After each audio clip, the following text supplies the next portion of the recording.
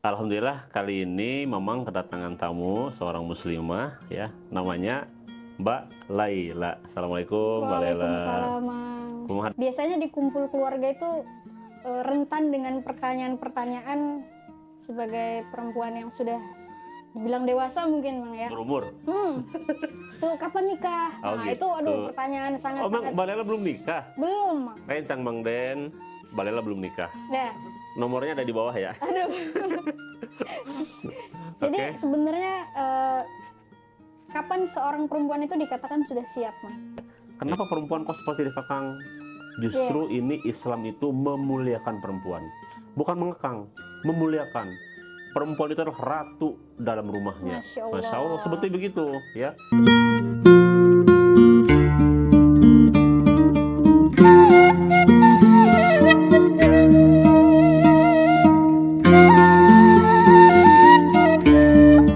Assalamualaikum warahmatullahi wabarakatuh. Rencang Mang Den, ketemu lagi dengan Mamang di channel Mang Den Official.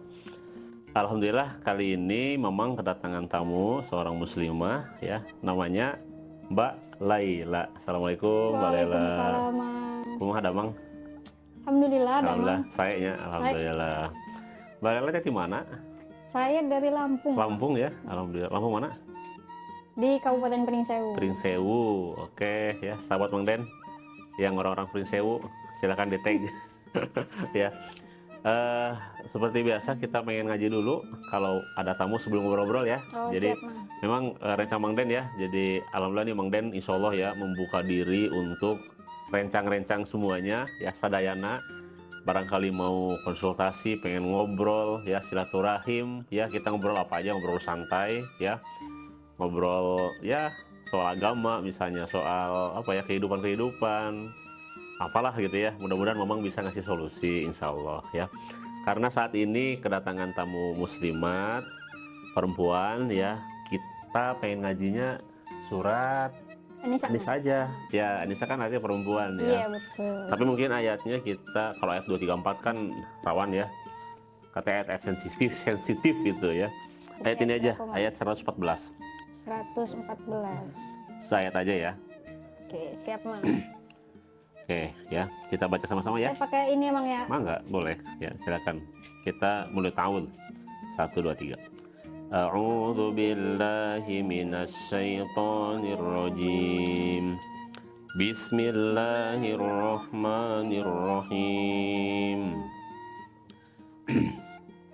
La khaira fi katsirin min najwahum illa man amara bi shadaqatin aw ma'rufin aw islahin bainan nas wa man yaf'al dhalika ibtigha'a mardatillahi fasawfa nu'tihi ajran 'azima.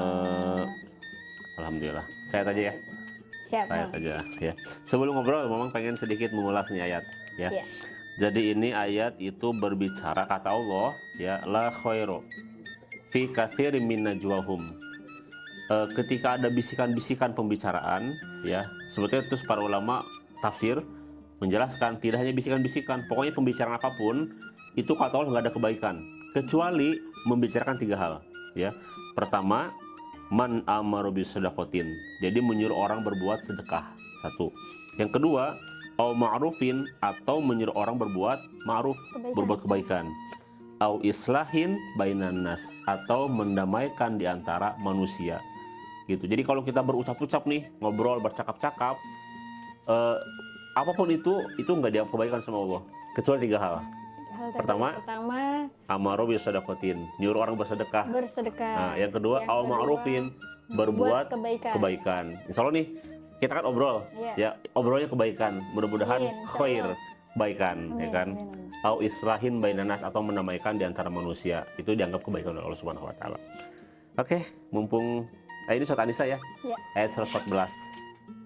Ya kan? Anisa. Jadi rencang Mang Den, luar biasa Allah itu mengangkat ya memang perempuan itu kedudukannya mulia di sisi Allah Subhanahu wa taala. Bahkan sampai ada surat kan, surat An-Nisa. Surat perempuan loh, laki-laki nggak ada. surat laki-laki. Surat Ar-Rijal nggak ada. Oh iya, Ya, betul. tapi adanya al-mu'minun kan, laki-laki yang beriman gitu ya. Tapi ini An-Nisa disebutkan khusus Allah Subhanahu wa taala. Sekalipun katanya nih, Balela, ada ayat-ayat yang wanita nggak suka katanya. Katanya tuh di surat An-Nisa sendiri padahal mah. Oh iya, Katanya betul. ayat 234 ya, ayat di Samsu ya Betul, kalau alam. betul. Tentang apa itu, Ustaz? Mang. Ya. Nggak usah dibahas lah itu mah ya, nanti aja ya. Oke, BTW Lela pengen ngobrol soal apa nih? Gini, Mang. Kan ini kan udah mau Ramadan nih, Mang. Iya. Terus biasanya sih setelah Ramadan kita kan yang mudik-mudik ini Oh, pulang kampung. iya pulang kampung. Oke, iya. Lebaran nih, Lela kumpul keluarga. rencana mau pulang kampung, mudik berarti ya insya Allah ya. Biasanya di kumpul keluarga itu rentan dengan pertanyaan-pertanyaan sebagai perempuan yang sudah dibilang dewasa mungkin, Bang ya. Berumur. Tuh kapan nikah? Oh, Nah, gitu. itu pertanyaan Oh, sangat-sangat Mbak Lela belum nikah? belum, Mang. Rencang Mang Den, Mbak Lela belum nikah. Ya. Nomornya ada di bawah ya. Aduh. Jadi Oke. sebenarnya kapan seorang perempuan itu dikatakan sudah siap, Mang? Oke, dikatakan sudah siap nikah. Iya, kalau kita mau lihat, ngomong jauh ya. Ya. Kalau kita lihat misalnya, ya pada masa Rasul gitu kan, Rasul menikahi Aisyah pada umur 9 tahun, tetapi baru digauli umur 13 tahun. Jadi nikahnya umur 9 tahun, tapi baru kemudian hidup bersama dengan Rasul bareng-bareng itu umur 13 gitu ya. Ya sebetulnya ketika wanita sudah balik itu ya sudah boleh nikah, sudah siap nikah ketika balik. Sebetulnya tidak hanya balik loh, bahasnya itu akil balik. Nah, gimana tuh, Mang? Akil balik ya. Jadi kalau akil itu akalnya sampai, balik itu umurnya sampai. Nah kita umat manusia sekarang kadang-kadang baliknya sudah, akilnya belum. Nah, itu gimana? Kalau zaman dulu tuh selaras, Iya. akil balik. Jadi ketika memang usianya masuk usia dewasa, usia balik ya, kan tandanya kalau misalnya laki-laki itu ketika bermimpi, ya kan, perempuan ketika haid. Haid. Nah, pada masa itu selaras, akalnya juga sampai. Oke. Gitu. Ini sekarang ini Masya Allah, Zaman sekarang kayaknya nggak gitu, baliknya sampai, akilnya Mang. belum. Nah, itu gimana, Mang? Nah, ini problem besar tentu saja ya, karena berawal ya dari pola-pola orang tuanya nih, gitu kan. Pola asuh. Dari pola asuh, kemudian mungkin bisa jadi dari kebiasaan kita, habit-habit kita sebelumnya ya. Jadi dan mungkin kita itu termasuk generasi yang kesekian tuh yang mengalami itu. Secara balik sampai umur, tetapi akilnya belum sampai. Kadang-kadang jadi yang sudah balik itu dia nggak ngerti harus ngapain. Nah gitu, harusnya kan akil balik. Nah, jadi kembali ke pertanyaan tadi, Rencang Mang Den ya. Ini problem ya, seseorang balik tapi belum akil. Nah gitu ya. Mudah-mudahan ya, jadi mungkin umumnya sekarang tuh dia katakan balik ya, kalau di Indonesia sendiri kan biasanya untuk rata-rata umur 17 tahun lah. Iya. Ya disebut akil balik ya, karena mungkin di situ sudah bisa berpikir dewasa ya, padahal mungkin mimpinya mah di umur 13, umur kadang-kadang katanya kalau perempuan sekarang umur muda-muda udah pada Sudah pada haid. menstruasi, Mang. Nah itu Iya. ya, Masya Allah ya. Nah tapi kalau misalnya ya ngelihat pada masa itu Aisyah aja umur 9 sudah nikah, sudah boleh. Itu gitu ya. dari segi umur. Dari segi umur ya. Kalau misalnya ngelihat, Mamang lihat secara umum ya, ketika sudah sudah haid, sudah boleh ya, sudah bisa menikah dan sahkan nikahnya kalau sudah balik. Kalau belum balik masih tergolong anak-anak, dia belum tamyiz. Jadi belum boleh itu gitu. Ya. Nah, mudah-mudahan nanti ini PR kita ya, Rencang Mang Den, bagaimana kita anak keturunan kita ke depan balik juga, akil juga, berakal juga insya Allah. Nah, udah balik nih, Mang. Tapi calonnya belum ada. Jadi Ya. gimana tuh, Mang? Buat laki-laki perempuan. Baik laki-laki ataupun perempuan deh. Karena tamu kita perempuan ya, sesungguhnya ya Rencang Mang Den, yang Mamang pahami, anak perempuan itu tanggung jawab orang tuanya atau walinya, gitu ya, ayahnya atau walinya. Jadi yang nyari suami itu bukan Mbak Lela loh, harusnya gitu Mang. Ya. Jadi orang tuanya atau wali mencarikan. Nah, ini mungkin ya yang agak jarang juga nih, ya. Rencang Mang Den gimana pengalamannya masing-masing ya? Tulis silahkan di komen dulu. Sebagai anak perempuan, apakah nyari sendiri atau dicari orang tuanya? Nah, idealnya itu adalah dicarikan oleh orang tuanya. Jadi orang tua itu untuk anak perempuan itu mencarikan pemimpin yang baik nantinya. Gitu. Itu berarti masih tanggung jawab orang tua. Masih sama orang tua sampai dia menikah, sampai akad, ijab kabul, setelah itu baru diserahkan kepada suaminya. Gitu. Jadi harusnya orang tua nih, Lela nggak usah Mbak Lela ya, nggak usah pusing-pusing nyari pasangan. Harusnya orang tua atau wali yang mencarikan. Nah, kalau Mbak Lela sudah siap, ngomong sama orang tua. Oke. Ya, misalnya. Gini Mang, misalkan orang tua sudah menemukan nih calon buat kita, tapi kayak dijodohkan gitu Mang ya. Tapi misalnya kita menolak, itu apakah termasuk dari durhaka terhadap orang tua Mang? Oh ya. Memang kira ya semuanya bisa dikomunikasikan ya. Jadi komunikasi ini sebagai solusi ya antara tadi orang tua dan anak gitu kan. Orang tua mungkin punya pertimbangan menjodohkan misalnya Mbak Lela dengan si Fulan gitu. Sementara mungkin Mbak Lela itu nggak mau, bisa jadi karena Mbak Lela belum tahu sebetulnya itu baik loh gitu. Orang tua paham gitu. Nah ini dengan jalan komunikasi lah tentunya ya. Silakan komunikasi yang baik. Ya, Mamang kira Mbak Lela nggak usah langsung nolak. Oh nggak mau, ini bukan zaman Siti Nurbaya lagi. Masa dijodohkan zaman sekarang gitu. Itu kalau kita hayati memang tanggung jawab orang tua gitu. Ini harus dihayati. Jadi gitu ya, orang tua itu mencarikan untuk anak. Oke, jadi saya baru tahu Mang malah kalau ternyata mencarikan jodoh untuk anak perempuan itu kewajiban dari orang tua. Betul. Seperti atau gini lagi, di samping mencarikan ya boleh menunggu, tapi betul-betul make sure ada yang datang. Nah itu fungsinya orang tua menseleksi, gitu kan, menseleksi gitu. Pasti harusnya kan mencarikan yang terbaik buat anaknya, gitu. Dan nanti ya begitu. Mungkin ada pertanyaan lagi lanjutan. Tentang ini Mang, kalau zaman sekarang ini kan banyak perempuan-perempuan justru berkarir, bekerja. Nah kaitannya sebetulnya kewajiban perempuan itu apakah boleh turut menafkahi keluarga, atau justru itu khusus buat dirinya sendiri aja Bang? Perempuan sudah nikah atau belum nikah nih? Kita ambil dua poin dari yang belum menikah ya. dengan yang sudah menikah. Itu gimana? Jadi kembali, berarti kalau perempuan belum nikah, ya kan dia itu berarti ada di tanggungan orang tuanya. Orang tua. Gitu ya. Lihat nih bapaknya apakah masih sanggup atau tidak untuk menafkahi, untuk membiayai kehidupan rumah tangga, termasuk anaknya ya yang belum nikah karena masih dalam pertanggungannya. Gitu. Ketika si anak perempuan ingin bekerja, nah, komunikasikan dengan orang tuanya, gitu ya. Dengan niat misalnya, ya niatnya tentu saja tidak semata-mata berkarir ya, tapi misalnya membantu perekonomian gitu ya. keluarga. Betul ya, membantu perekonomian keluarga, izin ke bapaknya nih gitu kan. Dan ini kalau perempuan yang bekerja di luar nih banyak yang harus diperhatikan ya. Kalau bisa bilang mungkin fikih kontemporer wanita karir gitulah ya. Misalnya jelas kan menutup aurat gitu kan, kemudian nanti bertemu dengan non mahram, lawan jenis itu kan, terus safar sendirian gitu ya. Sebisa mungkin ketika perempuan keluar rumah bekerja berkarir itu tetap memegang syariat gitu ya. Kenapa perempuan kok seperti dikekang? Justru ini Islam itu memuliakan perempuan, bukan mengekang, memuliakan. Perempuan itu adalah ratu dalam rumahnya. Masya Allah, sebetulnya begitu ya. Nah buat yang belum menikah tadi, misalnya ya ketika izin sama bapaknya gitu kan, Pak minta izin mau kerja untuk membantu gitu kan. Kalau bapaknya setuju, ya alhamdulillah gitu. Nanti tinggal diatur nih gimana teknisnya. Apakah nanti mungkin bapak yang antar jemput, nah gitu ya.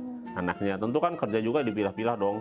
Mas saya misalnya kan kasihan kalau ngojek, nanti kan ketemu siapa-siapa gitu kan. Kalau mungkin di kantor kan tersembunyi, maksudnya dalam ruangan gitu ya, tidak jadi tampilan. Dan juga kalau perempuan kan nggak boleh tabaruj. Apa tuh Mang? Tabaruj itu menampilkan perhiasan, pamer perhiasan. Itu nggak boleh tabaruj. Tabaruj perempuan itu nggak boleh ya. Misalnya ini gelang sekilo beratnya.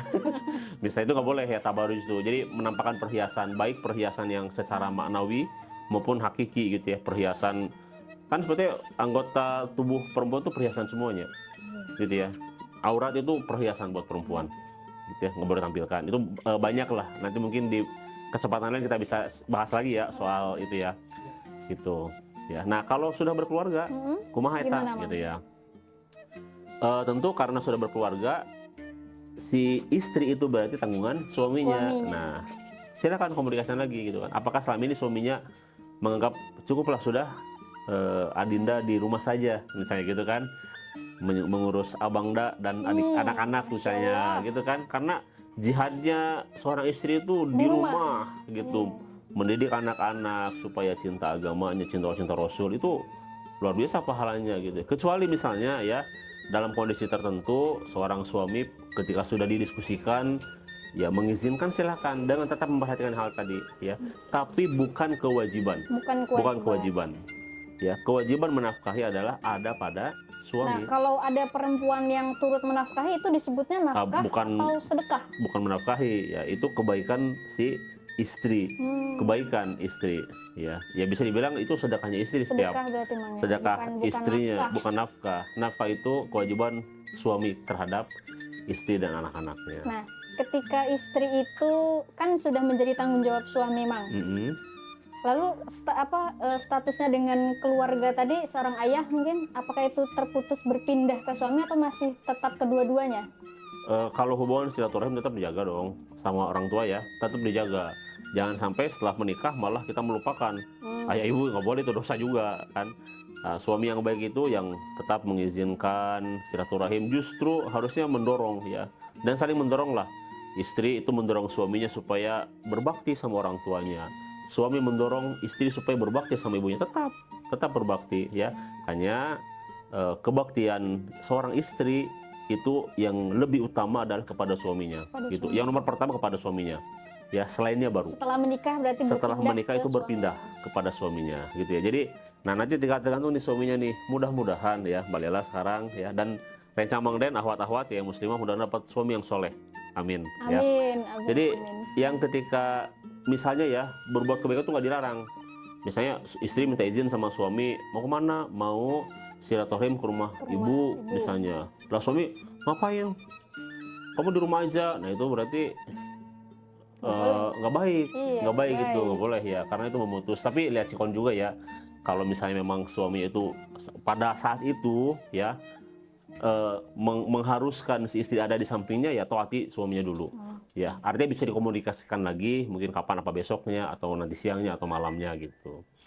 Yang penting semuanya terjaga. Nah, terakhir nih Mang, saya ada sedikit pertanyaan yang mungkin banyak juga yang dibahas sama teman-teman juga nih Mang. Kan istilah durhaka orang tua, anak ke orang tua itu ada. Di filmnya pun ada itu, di Malin Kundang. Oh, yeah. Tapi saya penasaran Mang, ada nggak sih atau kapan orang tua itu dikatakan durhaka? Oh iya. Ada nggak Mang? Betul, ada. Ada ya. Mang. Ya, nah, jadi itu seperti apa Mang? Betul ya. Jadi orang tua durhaka itu ada ya. Jangan orang tua nih, salam Mang Den ya. Kita sebagai orang tua, mana juga ada orang tua ya. Kita wanti-wanti juga jangan sampai kita mau sendiri mewaspadai, mohon sama Allah Subhanahu wa taala, jangan sampai kita jadi orang tua durhaka. Kalau apa ya, ketika kita mengabaikan hak anak. Ya, jadi ada hak-hak anak. Kalau hak itu kan berarti yang harus diterima, harus dipenuhi oleh orang tua terhadap anak. Berarti kita kewajiban orang tua. Nah, ketika kita tidak menunaikan, itu adalah orang tua durhaka.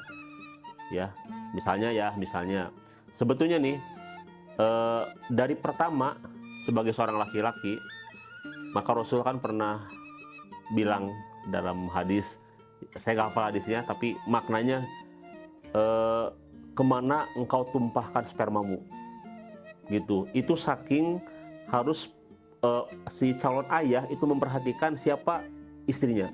Berarti hak anak itu adalah memilihkan ibu yang baik buat anaknya. Betul, ayah yang baik itu memilihkan anak buat memilihkan ibu yang baik buat anaknya.